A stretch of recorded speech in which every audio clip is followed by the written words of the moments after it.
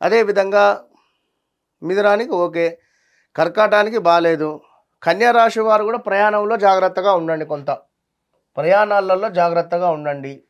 So 2023 August నుండి వ్యవస్థ మీకు బాగాలేదు.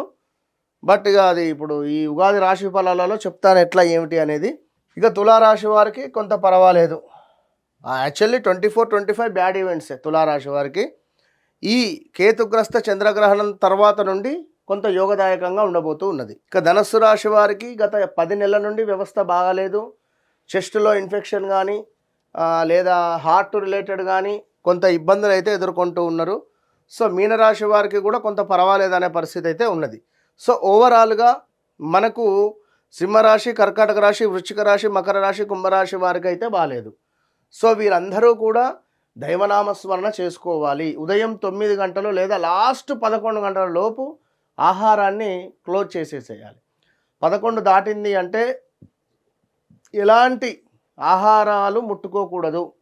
ఎప్పటి వరకు మనకు సుమారుగా ఇది ఏర్పడేది, ఈ యొక్క చంద్రగ్రహణం మనకు ఏర్పడేటువంటి సమయం ఏమిటయ్యా అనుకుంటే మనకు చూసుకున్నట్టయితే మన భారతదేశంలో 3:20 PM 3:20 PM నుండి మనకు 6:47 PM వరకు ఏర్పడుతుంది.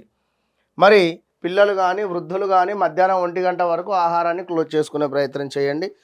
అదేవిధంగా మనకు జీర్ణమయ్యేటువంటి ఆహారాలను భుజించే ప్రయత్నం చేయండి.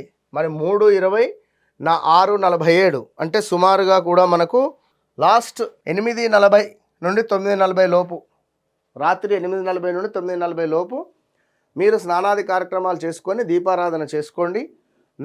రాత్రి 8:40 9:40 తర్వాత ఆహారం ఏదైనా లైట్గా ఆహారం భుజించేటువంటి ప్రయత్నం చేసుకోవచ్చును. గం గణపతయే నమః, ఓం గం గణపతయే నమః, ఓం గం గణపతయే నమః అనే మంత్రాన్ని కానీ, గణపతి అధర్వణ శీర్షంలోని నమో వ్రాతపతయే నమో గణపతయే నమ ప్రమదపతయే నమస్తే అస్తు లంబోదరాయైక దంతాయ విఘ్న వినాశినే శివసుతాయ శ్రీవరద మూర్తయే నమో నమః ఈ మంత్రాన్నైనా చదువుకోండి. లేదా సుముఖచ్చైక దంతచ్చ కపిలోకచకరణిక లంబోదరచ్చ వికటో విఘ్నరాజో ఘనాధిప ఈ మంత్రాన్నైనా చదువుకోండి.